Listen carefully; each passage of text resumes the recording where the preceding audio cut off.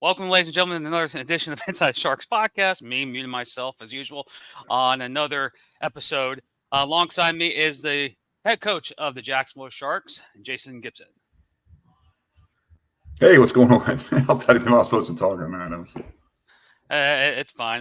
Little technical difficulties. Unfortunately, Bob's not with us. He's currently enjoying the Daytona 500 traffic, which is what you experience when you go to major events. But Coach, first off, welcome on the show. What's the update in Jacksonville? We're down to 3 weeks of camp. What's the update? Man, just trying to tie everything together. It's a lot. People don't realize how much is involved in getting ready for a season. As far as training camp, players, the logistics of getting everything and tying everything up in a nice, pretty bow is hard. You can't just pick players. Hey, we're going to start practicing. Let's go. It just doesn't work that way. Or at least it doesn't work where I'm from. So that's what's going on. Well, the commissioner was on the show last week, and he made a statement there. And basically, you've mentioned it off the air many times. We've talked on the phone at the arena. 6 months. It's not enough time to kick off a team. No, there's no way. There's no way. You better be a year out, maybe 12, 18 months of full go, full sales, full ticketing, full groups, marketing. You can't flop out a team in October and try to play in March. You're going to fail. So with that, let's get into the I forgot to do all the little podcast stuff. Follow us on Twitter, Facebook, Instagram at NWalsPod. Follow the Sharks at NSharksPod and Sharks.com, JackSharks.com. Coach, describe the 2023 season in one word. One word? Or a couple words. Describe the team. More is more. I was going to say champion because of the trophy, but okay. One word, fulfilling. I mean, it was everything I thought it was going to be. It was a lot of pressure. It was a lot of fun. It was a lot of ups and downs, especially early. It was a lot for me personally, spending 6 months away from my wife, Sarah, and my family, and going back and forth from Alabama to Jacksonville, working every week, and then finally moving them down. And, my wife homeschooled my kids and, beginning part of the season, and just, it was so much going on, and to be able to kind of weather all that storm and still come out and win the championship at the end, man, it was a lot. It was a lot. So almost kind of a relief. Okay, now this is going to be another intriguing question. Describe the landscape in recruiting players to Jacksonville this offseason. The landscape as far as what? How you're recruiting players via recruiting optics, trying to recruit Jacksonville's brand over the narrative that's surrounding the industry itself? Well, the one good thing that we do in Jacks is we find our own. I'll leave it at that. I don't need to go cherry picking a bunch of other people's rosters. We did pick up a player from Green Bay, from the Blizzard, Anthony Hayes. Anthony Hayes, yeah. I'd never heard of him. He called me out of the blue. Come to find out, he lives in Tallahassee. I think he's got a kid. He wants to be closer to home. Doesn't want to go back up north. Okay, sure, I'll look at you, but I'm not beating down your roster trying to take them. That's the difference. And so in Jacks, I try to, a lot of the guys that we have, first I try to stay local. Let's talk about the guys that live here in Jacksonville. You're talking about Cameron Solomon, Tamarion Terry, Connor Blount, Jensen Stoshak. There's some guys that we have, even some young rookies that we're looking at. Jacksonville has a ton of talent that lives here, ex-NFL players, ex-CFL players, things like that. So you start here in Jacksonville and you secure those players, then you work your way out. I don't go looking at everybody else's roster. There's some teams that keep dragging in the same old veterans that have bounced around the 6, 7, 8, 9 teams. Mm-hmm. What are you doing? Find some young guys and try to develop, or at least that's what I do. That's what we're going to do. And so, I found a core of guys last year. I thought was, Anthony Munoz, Taylor Sanders, Mack, Harrison Poole, Khalil McLean. 4 really young guys no one ever heard of, and so now they had a pretty good rookie season, and then now they're coming back for year 2, and so there's a lot of expectations for those guys. And as we phase out the older veterans, as they move on, eventually they're going to move on. Then the Harrison Pools and the Brandon Munoz's and those types of players, they become the veterans. But as they're becoming veterans, you find another set of young, hungry players that you teach. You develop them. You teach them how to be a pro. You teach them how to play arena ball. You teach them. I don't need to go everybody else's team and just grab some guy that's been playing for 15 years and then try to grab 19 of them. That's not coaching. So I've made no qualms about it, and I don't mind saying it. One of the best things I like about the IFL is the veteran rule. Makes you coach, makes you have to find players. You can't just sign everybody else's. So right now, what is the limit for the Sharks of veterans? Where are we at right now? We're only like at 5. Oh, so we still have some 6, room. Maybe if that. I think 5 or 6. I got to double back on it. I just haven't been able to go to a lot of veterans, and I'm getting blowed up with emails of some really good players. And you know what? It may come back to haunt me. Well, good for them. But I'm just trying to do what's best for Jacks. And so I've had 10, 15 veterans from other teams, wanting to play here. And I'm just not out signing a bunch of veterans. It's just not what we do here. We got excellent coach. I got the best coaching staff in the country. When you talk about experience and you put myself and Bill Alford, who won a championship as a player, and then coaching, and Charlie Hunt, and then Clay Harrell, who played. I mean, you're talking, God, 25 plus. I mean, it's almost 60 years of arena of experience between the 4 of us. That's a lot. And so we don't mind finding young guys because I've got coaches that know how to coach. Well, and also you guys are champions. You know what it makes to get to a championship game and win a championship game. The other question, Bob wanted me to ask you this because we were mentioning last year's team. More is more was the team motto. Where did that come from, and what did it do to propel last year's team? It was, wow, it just kind of was an accident. Just, coaches are famous for being at practice and saying, here we go, one more play. Let's go. Give me one more play. Or, we're supposed to be done at practice at 8:45 and it's 8:47 and I'm trying to get one more rep in. Or if we're watching film, and trust me, if we sit down and watch film together, I can watch film for hours and turn around and not even realize what time it is and just keep going. And, and so one time the player said something to me and I was like, look, guys, more is more. The more film you watch, the better you're going to get. The more reps we get, the better we're going to get. And so one day at practice, I think something happened and somebody went to complain and another player was like, no. Remember, hey, more is more. Let's go. We'll take another rep. And then it just kind of steamrolled. Next thing I know, people showing up with T-shirts, saying more is more. And it became the mentality of the team. Everybody was willing to put in the extra rep or the extra film or the extra whatever, because at the end of the day, the more you do, the better you get. There's just no way around it. If you do something consistently over and over and over time, the more you do it, the better you are. And it came like that. And they even put it on the championship ring. So I thought that was kind of cool. Well, the person who designed those more T-shirts were me. They were pretty good. I almost wore it tonight for the show, but I couldn't find it. Thank Bob for that. He told me, he's like, I need this. I was like, all right, okay, I'll do it. I don't care. I'll do it. I'm fine. Yeah. One of the questions that I've always wanted to ask you, it's hard. Jacksonville is a hotbed for recruiting. So what is harder, recruiting players or developing relationships with potential sponsors? I'm not going to say I think recruiting players is harder. Jacksonville's an unbelievable city. I mean, the sponsors and our partners here in this city are, first of all, everybody knows who the Sharks are. I walk around town. They know who the Sharks are. I've had people out of the blue just, hey, I was at Davis Tire today. Shout out to them, one of our partners.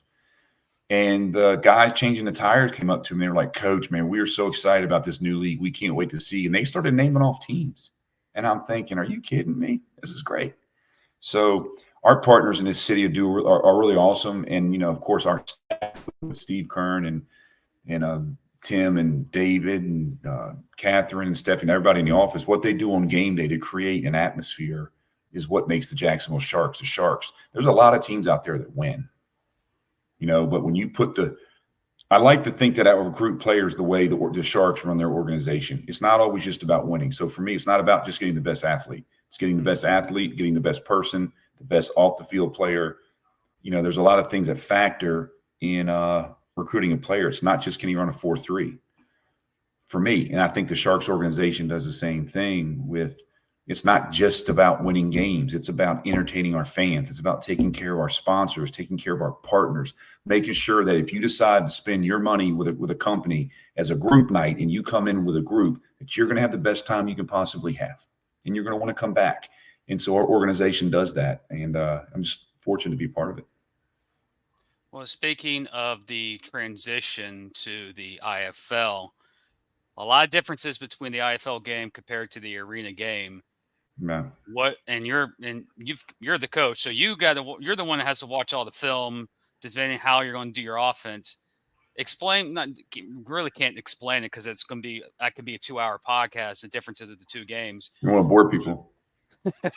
I've watched a lot of film, so I know major differences. But what's the biggest difference you think that the common Shark fan will notice compared to last year's game? Obviously, you're going to see more running the ball because you have to, because you're allowed to drop 7-8 guys in the coverage. I mean, this isn't rocket science. You got 3 or 4 guys in a route and you can drop 6 in coverage. The numbers are in the favor of the defense. If this was outdoor football, which is kind of what they're trying to predicate it, or not predicate, what they're trying to push is that it's really outdoor football inside. If I'm see 6 guys in the box, I'm going to hand the ball off. If you've got 7 or 8 in the box, I'm going to throw it. Well, it's the same concept, but they're kind of forcing you to run the ball a little bit more in this league. So, what are the rules in the IFL game that you actually prefer rather than the arena game? Wow, that's a really good question. I kind of like that the defensive ends can drop in the coverage. I think that's I can do a lot with that. The belt rule I can do without. Pete fans will figure that out. But there's a lot of moving parts. Trust me, I've got the manuals. I've got the operations manuals. I have studied the officials' training tapes like I'm an official. I have been watching and making notes and highlighting and email. I'm sure Tom Fasinelli is just tired as can be of seeing my name on his phone, because I'll see a rule and I'll highlight it and I'll figure it out. And I'm like, okay, can I do this? He's like, well, nobody's asked me about that. I said, well, I'm asking you now because if I get into a game, I don't want to look like an idiot out there on the field yelling and screaming. So many more rules. But it's been fun to be able to sit down and be a student again. I enjoy learning and I enjoy learning those new nuances. And it's kind of fun, even though I'm not a rookie. I've been doing this almost as long as anybody. But I'm a rookie to this game. So I'm a rookie to this league. So low man on a totem pole, I guess, right? So what's the belt rule, Coach? Asked Skylar Lane. It's a 5-yard belt from the line of scrimmage that the linebacker has to stand behind before he can blitz. And also has something, I'm not going to spend 2 hours on here talking about mirroring and being inside the belt for all that stuff. It's crazy. So, it's really not that hard, but it's just, I'm not going to get into it. But the belt rule basically says the linebacker has to start at 5 yards in order to blitz. So why would you not run the ball if all the linebackers had to stay at 5 yards? I thought you were going to say the Iron Man rule. Oh, I do like that. I wasn't a huge fan of the Iron Man rule. I thought I was, because the Iron Man rule creates parity. Because now, again, going back to recruiting, you can take a team that can't, In the NAL there was no salary cap. So if there wasn't that, some teams would have just spent their money like crazy, just got every all pro at every position. But when you got to get a guy that has to go both ways, it evens the playing field. So, but I don't like it for the player standpoint. I think it's too much on the players, and it really wears on them for the course of a season. So I'm glad we're done with that. Plus, it makes practice better. Practice and having to practice offense and then switching it, and all the offense guys go to defense and double scout. And all that stuff was a pain. I like just practicing one position the whole time. You guys still practicing over at UC? We are. We'll be at UC. We'll also be at Daly's Place for a couple of days, which is the Jaguars indoor facility over there by the stadium. So I got that locked down for a little bit, and then of course in the ViStar. So from a practice standpoint, we've got it about as good as anybody in the country, and we're just really blessed. One of the questions I'm seeing here is the traditional linebacker MAC rule. That's not in the IFL. Say that again. The traditional MAC linebacker. Yeah, I don't think in this league you line up with a 6'3", 250-pound linebacker because in the AFL you're putting a big dude there. I remember I had one. Larry Edwards was good as there was. He was outstanding. Back used to play for the Columbus team and played for Albany, but you line up a big MAC linebacker and he better have something behind him, and he's coming downhill. Every play. I think David Gilbert did it for us last year. But Anthony Johnson did it for us. But, in the IFL, because there's so much space, that type of player, and from what I see, is not going to be playing because you got to chase down quarterbacks. Quarterbacks in this league, when you look at the stats, and 6 of the top 10 rushers in the league are quarterbacks, what's that tell you? So I'm going to get a smaller guy and put him at the linebacker, and I'm going to force these guys to throw a football. I've made no secrets about it. So, speaking of mobile quarterbacks, you did at one point last year have a quarterback that led the league in passing and led the league in rushing before he went down with an injury. Yeah. Does Connor's game fit the IFL game better than the arena game? Well, what are you looking to do offensively? It just depends. And so bottom line is he can throw. He can throw as good as anybody. His decision-making is outstanding. He can flip that ball. He's an outstanding runner. I don't want him to run because I don't want him to get hurt again. Mm-hmm. He's a very special quarterback, and I've had a lot of really good ones. And so even I think what really was amazing for Connor was the first 3 games that he had never played arena football. He put those kind of numbers up and played that kind of game with only 3 games under his belt. When it takes, some of us have been doing this for 15, 16, 17 years.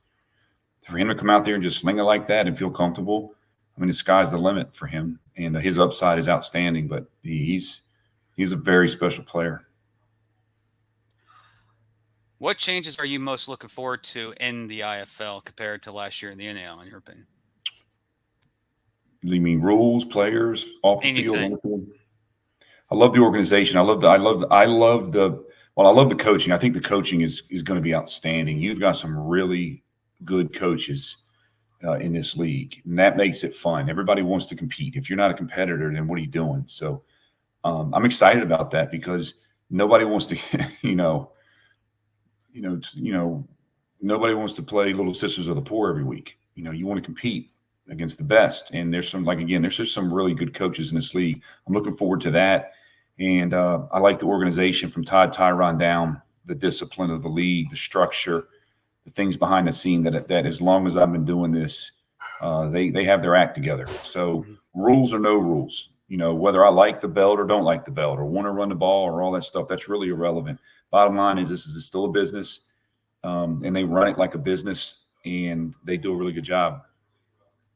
Well, speaking of the IFL, there's a certain team in the IFL way out west that has history with the Jacksonville Sharks. How big was it for us to get Arizona on the schedule? And did we need them twice, or was that just agreed?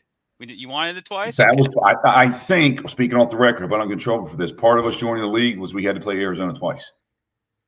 Oh, okay. I'm ready for it. I think it's a great rivalry. It's you think of some names, even the Iowa Barnstormers. There's not a person in the country you don't say Iowa Barnstormers. They know what it is. And when you look at that on the schedule, and instead of a Sharks fan, you get to see the Arizona Rattlers, the Iowa Barnstormers, Green Bay Blizzards, Sioux Falls. I mean, you're talking about, really long tenured teams with a deep history that you recognize. And I've always said that. Being able to see those teams year in and year out, look on your schedule, and see those kind of competitions and see those coaching staffs is exciting for teams. It's like everybody else. You want to watch the best games of the year. You don't want to watch, Florida State play South Community Middle School College. No, you're going to give your ticket up and go do something else that weekend. And so I like the competition. Obviously, Kevin Guy is one of the best in the league. I mean, he's done it year in and year out, and they're going to be a top tier team again. And so it's exciting, and it's exciting to bring that rivalry back. So, is the goal to open up the upper deck for Arizona game? Absolutely, that's the plan. That's what we're pushing. Try to get 12, 13,000 people in there and show the rest of the country what Jacksonville is all about. One thing I want to mention about the Arizona Rattlers, first championship was won against them in 2011. Yeah. And we played each other twice every single year until we both parted ways. They went to the IFL, we went in the NAL. But there's also another team in the IFL that Jacksonville has history with.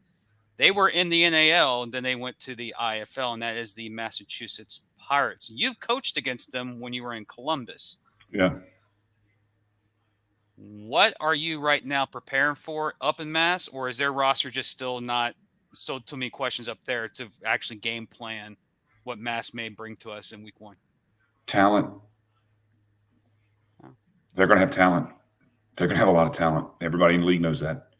Jawad does a good job of finding, ex-NFL and USFL players, and they're going to have talent. And, whenever you have talent, you have a chance. Is Benefield the quarterback, or is there going to be Boykin, do you think? Who knows? Who knows? Benefield's an excellent quarterback.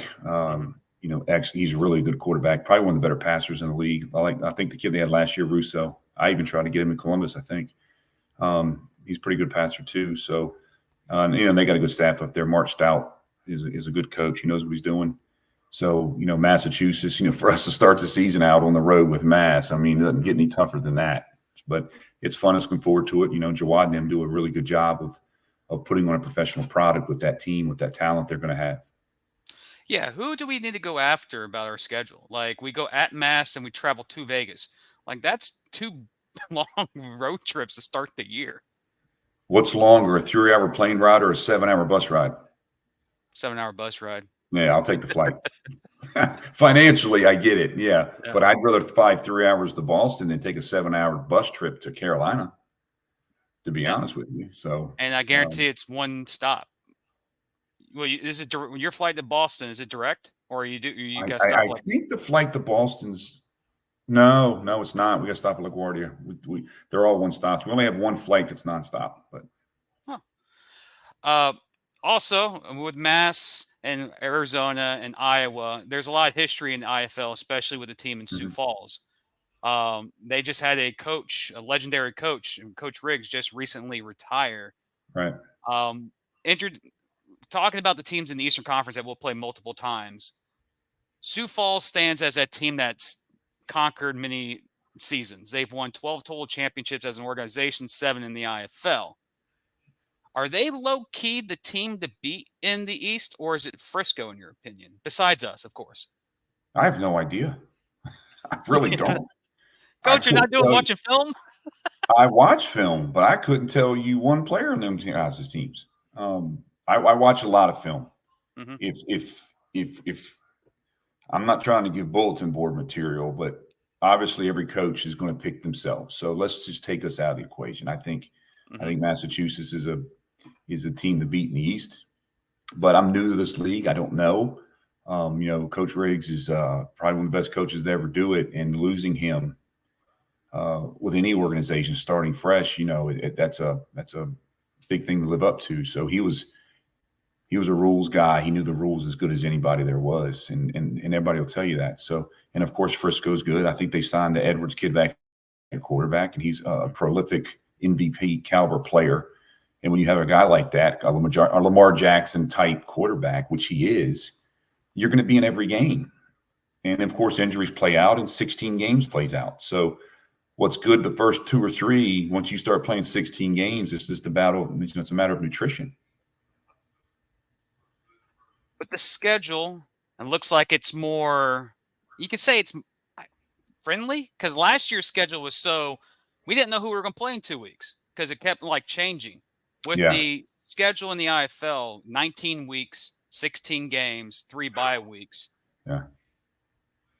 Can you, as a coach, with travel, with practice, actually gauge your team better on preparedness than last year? Because last year we had no idea if we were going to West Texas or Carolina because of the schedule was always changing.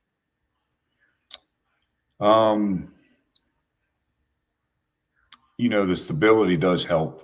Last year's that was a little frustrating, especially the thing that was frustrating most last year is not knowing what team you were going to play. Yeah, we knew we were going to play Albany, but what players were going to be there? I mean, he was firing them every week, so we had no clue. I mean, we would sit there and watch film on Monday about the player. Next thing you know, the whole team's cut, and I'm like, what are we doing? It's just kind of a waste of time. That was kind of irritating with some of the teams. Who's playing, who's not playing, guys not showing up. That does wear on you because you want to put the work in, and then you put the work in and for nothing. So that was frustrating. So looking forward to not having to deal with that. I was going to say, this can't be an episode without Bob saying a quote that he says the last 2 episodes. It's going to suck not having 2 guaranteed wins playing the team from Mickey Mouse Land. Yeah. Well, I was like, I had to get Bob's little. That was a good jab. A little jab in there. That was a good jab. But one of the things I noticed is the talent that you brought into this team this year. Local talent. There's a guy here that went to Sandalwood, Logan Wright. That's going to be a name to Shark fans to notice because I watched film. I actually watched him in a bowl game 2 years ago. Almost run for 200 yards on somebody. Like, the dude is a beast. He can catch, man. That guy can run. And I tell you what, he's 230. So the question – he's special. The question is, out of the new guys, we already know the returners. Out of the new guys, who you think is going to have the breakout season, in your opinion, Coach? I had this conversation the other day. It's funny as a coaching staff, you sit around and you look at your roster and, okay, this guy's going to make it. And I think this guy can probably make it. And what are we going to do here? How are we going to compete? It never works out that way. Something happens. Somebody gets hurt. Somebody doesn't show. Somebody stinks. It always plays itself out. If I had to pick a rookie, man, see, I don't want to put anybody out, man. I've recruited those guys. If any of these guys are watching the show and I didn't say them, I don't think that's fair. But I will say this: when time's right, there's 3 or 4 guys that are straight rookies that I think can just really play. I'm so excited to give them the opportunity to show what they can do. Phil asked a question: when does the team have to be down to the final roster? 48 hours before the first game. So March 20th, I think, or 21st. 21st. Yeah. Well, that was an easy question. What do you think makes the indoor game a better version of the sport, the style? The you mean indoor versus arena? Yeah, kind of. This is really not probably the answer you're going to want to hear, but it's really the business model on the back end of the organization of the league. The product is the product. The AFL back in the day in the 90s was an unbelievable product, the style of play. If you got sloppy teams showing up and poor coaching and guys wearing different color socks and half whatever, doesn't matter what league you're in, it's not going to present itself well. So what I like about the IFL is the longevity of the teams, the professionalism of the coaches, the professionalism of the players, the organization from the staff down, how they run their website, all the things that make it a really good product. Do I care if there's a belt or not a belt, or two guys in motion or one guy in motion? It's not going to, I don't think people say, oh my God, they only have one guy in motion, I'm not going to buy a ticket, So I don't think that happens. That's just kind of talk, between leagues. It's really about the organization and how professional you are, and also having really good players. People want to see good players, and I think this league has top quality players that put on a really good show. And just so happens we play indoor rules. When does camp start? On March 5th. They all report March 5th. We have a team meeting at 6 p.m. So it's basically here. Like 2 What's weeks. today? Today's the 19th. So yeah, we're getting close. 15, 16 days. Bob wanted to ask that you have been doing a lot of community outreach, leadership training through the Sharks Foundation. Can you give us any insights of what the Sharks Foundation is and what we're trying to do as an organization to push it? Sharks Foundation we started last year as a 501c3. So it's a nonprofit organization. And we got about 3 programs we do a pretty good job of. We do an empathy program that Cameron Solomon, Guy Brill, they go out, they talk to schools about anti-bullying, which is great. They've probably done 4 or 5 presentations. I've done 4 or 5 presentations on leadership. It's called, Playbook for Life. And it's not necessarily football X's and O's. It's just, and I just did one the other day for the chamber where we talk about, being successful in business. And that's what this is a business, and being successful and networking with people and in marketing and the skill sets that I've learned in football that apply to managing 24 football players to try to be a winning team is no different than the manager at the bank who has 15 or 16 employees who's trying to manage their team and get them to perform the best they can. So it's all relative, and we just kind of tie it in. Depends. Sometimes I do a leadership to a bunch of 8th graders. It's a different speech versus if I'm talking to, small business leaders at the chamber. So Chris asks, are the Sharks going to debut any new uniforms this season? And if so, what brand are our jerseys? I mean, it's Phenom Elite, but we got all 3 brand new uniforms. We got all whites, we got all reds, and we got all blacks. Plus we have the 2 helmets. So the red and the white. So I don't even know how many combinations there are. There's just a lot. I actually, my wife Sarah's really good at stuff like that. So I actually leaned on her and I'm like, hey, when the uniforms get here, I need you to help me kind of pick out which ones match, which ones don't match as far as we go. Sometimes leave it up to the players, but if it was their choice, they would wear all black every game. So, but we got some really nice uniforms this year. I'm excited. Do we have an all black helmet? Not yet. I'm pushing. So Steve, if you're watching, I would love to get that. Please. I would love to see an all black helmet. I've been asking Kern for that for years. I want an all black helmet with the red outline of the shark. That's it. Look good. I would do a matte black if I could, if it was my way, but I can do that. Yeah. Yeah. Actually, thinking about that, yeah, I'd rather have that than just a solid black. Yeah. Was it question from Bob? What is the no, we already asked that question. Who was the coach that you looked up to, and what are the few things that you got from him to inspire you in your coaching? Arena or just in general? In general. 2 guys stand out. Frank Moore. Frank was my high school DB coach. Actually, he was the one that took me to Fairmont State, and we got in the car and we drove up there, and he was really hard on me. Really hard. We worked on a crab boat in the summertime. He used to make me throw up. I hated it, but he was really tough on me. And so I learned a lot from him. Doug Sams was my college coach, who was in the CFL. He actually was the one that got me to the CFL. He was a X's and O's genius. I remember to this day sitting in his office as a quarterback on game week, and his playbook was this thick. It was insane. He would just call out a play. He would say, right cowboy, B-whiz, 867 smash. Cover 2, go. And I'd have to say what the read was. X to Y to Z. Okay, cover 1. Y to Z to hot. Cover 3. And he would go through every coverage on every play, and you'd have to rip it off of what the reads were. It was pretty good. And then I got to tell you, Ben Bennett, man. Ben Bennett's one of the best arena coaches of all time. I was a player. We were 1 of 11. We were awful at Greensboro. I mean, awful. He came in 4 games, ran 4 plays, and we finished the season in 1 out just off of that because he understood the game and he understood. And so Ben's been very influential to me as well. So Ben Bennett, former coach of the Predators, he's been everywhere. That's a list I don't want to touch because And that's he is forever. running the same plays today that he ran in 2001, and they still work. But people don't listen. People don't want to listen to him. He knows what he's doing. You mentioned the calls with the reads. Have you ever seen the video of Coach Gruden yelling at, I think, Tim Couch, and the Buccaneers back in the day? Like, remember the play, and the quarterback goes, the thing is like 6 minutes long to say, like, make the rule. Well, I saw that. Know which one you're talking about. Sometimes coaches get in their own way.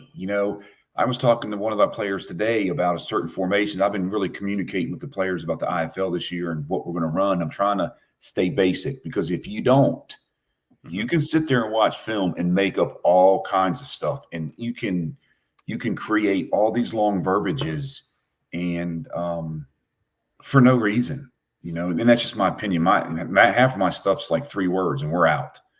And so I kind of stay away from that XY, spider, Y, nasty, all that crap stuff. That's why I never played quarterback. When I did play, I would play D-line. And my goal was to A-gap. That was it. So that was simple for me. Just hit the A-gap. If you get hit, good. If you make a tackle, good play. Any important dates coming up for the Jacksonville Sharks? Well, you said camp, but any other community events on the horizon? Well, we got one last free agent tryout March 2nd in Jax, which is pretty good. I've invited some guys that are kind of on the line, tweeners, that I'm trying to figure out, can they get there or not? There's the graphics. So I've invited a few guys. I just need to get another look at them. And then if they're not good enough for camp, that doesn't mean I can't bring them in during the season at some point. If somebody gets hurt, give them a shot. So that's an important date. Of course, March 8th is the first day of pads. And then I think the 16th, we're doing a little slight scrimmage at UC with some officials and a little fanfare day. So you can come down and meet the players and things like that.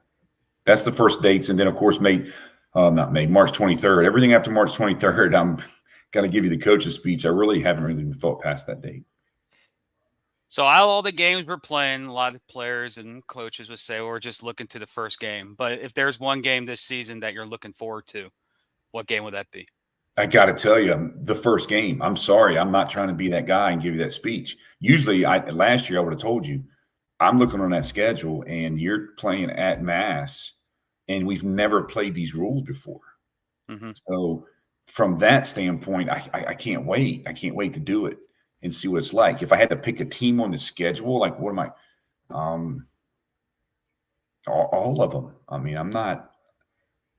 I do. I think all of them are good. I think they're all well coached. We got Bay Area coming in with Rob Keefe. I think that's going to be a great game of the 2 champions of 2 leagues going against each other. And, the Barnstormers and Quad City and Tulsa and, all these really good teams with good staffs and good coaches. I'm not going to sit there. I know what you want to hear. I'm not going to say it. Oh, my God, I can't wait to play blah, blah, blah, blah.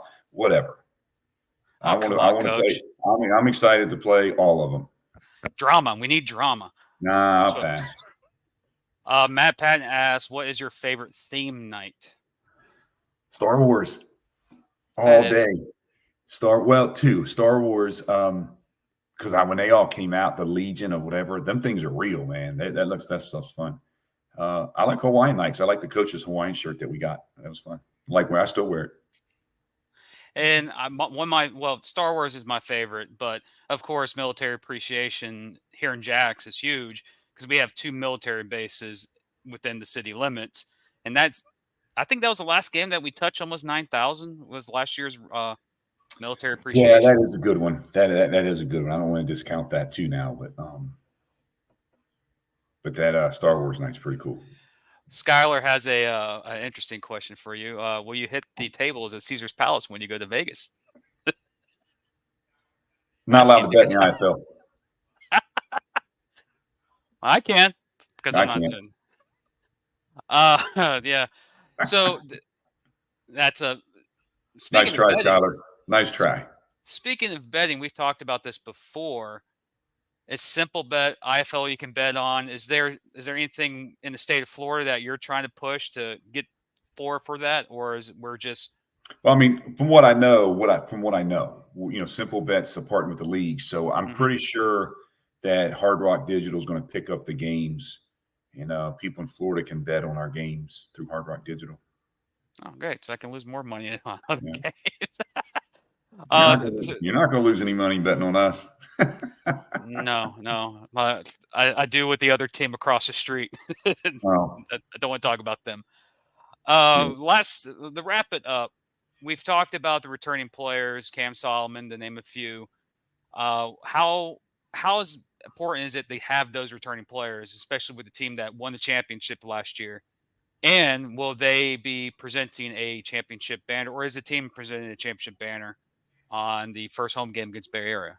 I know the first home game they are doing a championship banner. They're actually doing something really cool too. I think they're doing a rally towel giveaway, and it's a replica of the championship banner. Oh, So I thought that was really cool. I've seen the banner; it looks good too. So, yeah, to have those core group of guys, Solomon, Connor, Jeremiah Price, Gabriel, they know what we want as a hmm staff, and something that me and Cameron talk about all the time too is it's really never about, hey, I'm the coach, shut your mouth. Here's the plays. If you can't run it, what I've always enjoyed, I've always said this, even when I'm with Mason Espinoza, me and Mason used to have a good time doing it, is you're figuring it out together. Hey, this works, this doesn't work. Hey, I like this. Hey, coach, come back to the huddle. Hey, if I do this, I think I can get open. Now, if you're right, then that works, and that's how it really should be. But I tell the players, if you're ever wrong and you call something and it don't work, you lose your privileges. But we just have a really good working relationship with those types of players.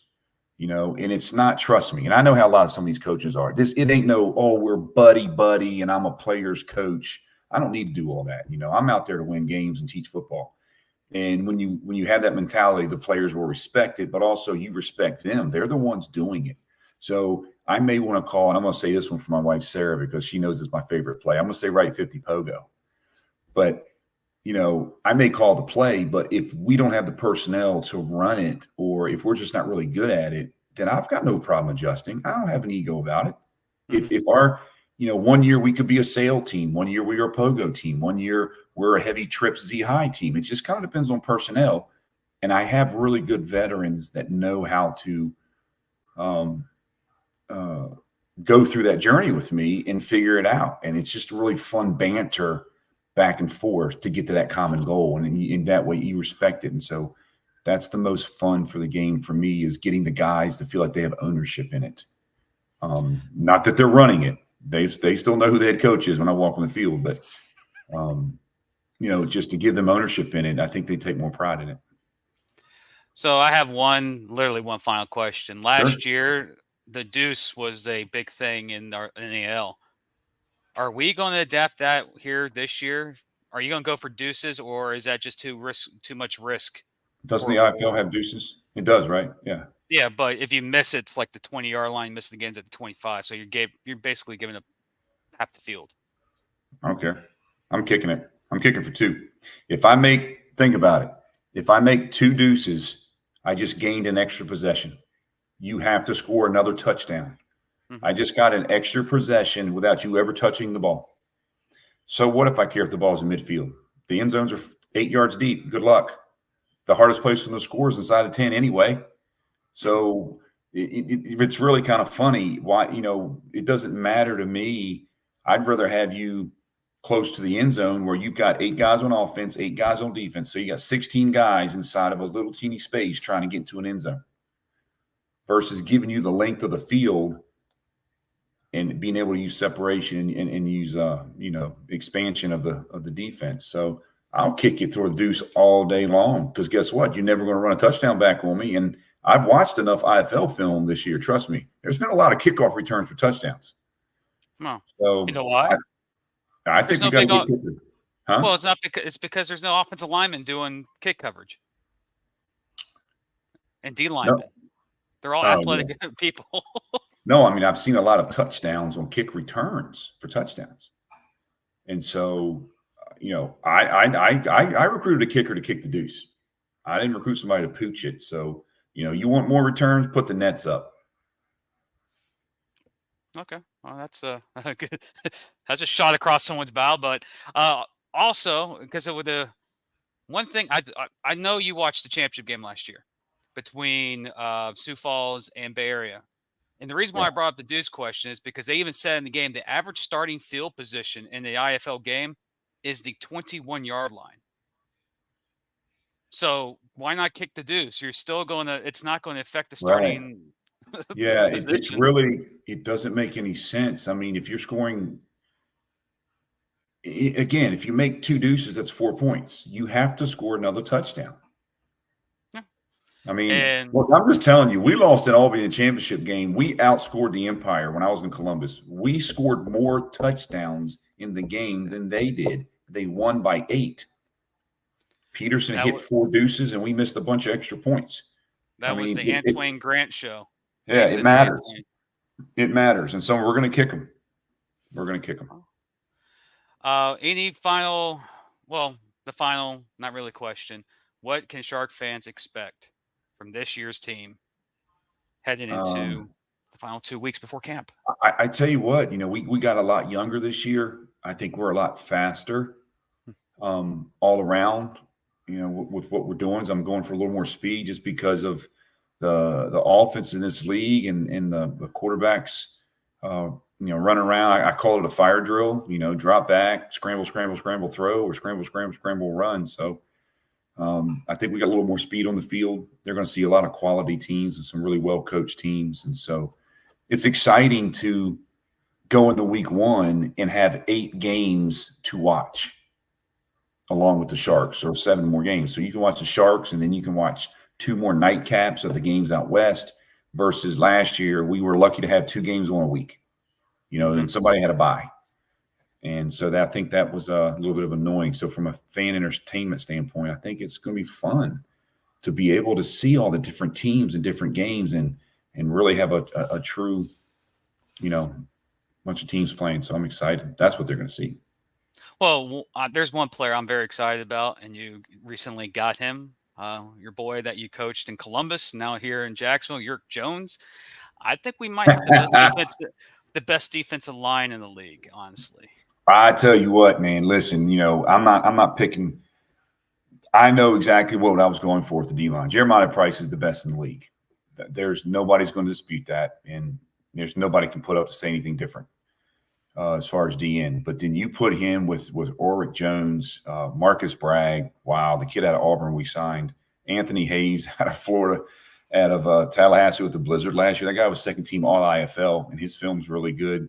I got some young guys coming in that I really, really like, and to get them to come in and compete. So from a speed standpoint and players, that D-line is going to be special. And then that's how you win. And I started with that. I mean, our goal was to sign a center, the best center in the league, which is Gabriel, and then sign Jeremiah, sign Gabriel and Jeremiah Price. You start with that, then you sign a quarterback, then you work your way out, and that's what we did. And so I expect a lot of great things out of D-line, a lot of things. Yurik's a competitor. One thing I got to give Yurik is he's a pro. That's what, before we get out of here, him and Jeremiah do a good job. They're pros at what they do. They get up at 5 a.m, they go to the gym, they take care of their bodies, they do all the things like that. And they got a little bit of attitude with them too. I wouldn't want to meet Yurik in the back alley, kick my butt. So he's a big dude, though. He's a big dude. But he's a leader, Yes. and he has his moments, just like we all do, because he wants to win.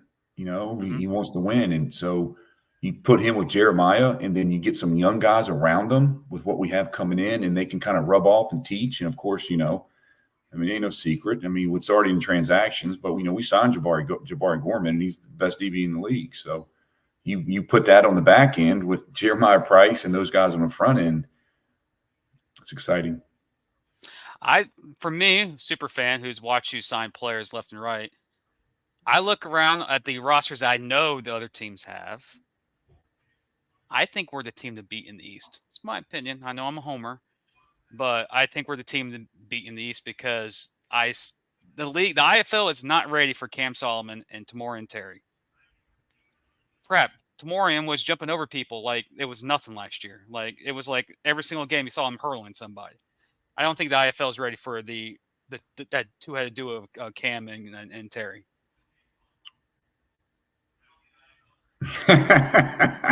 Good.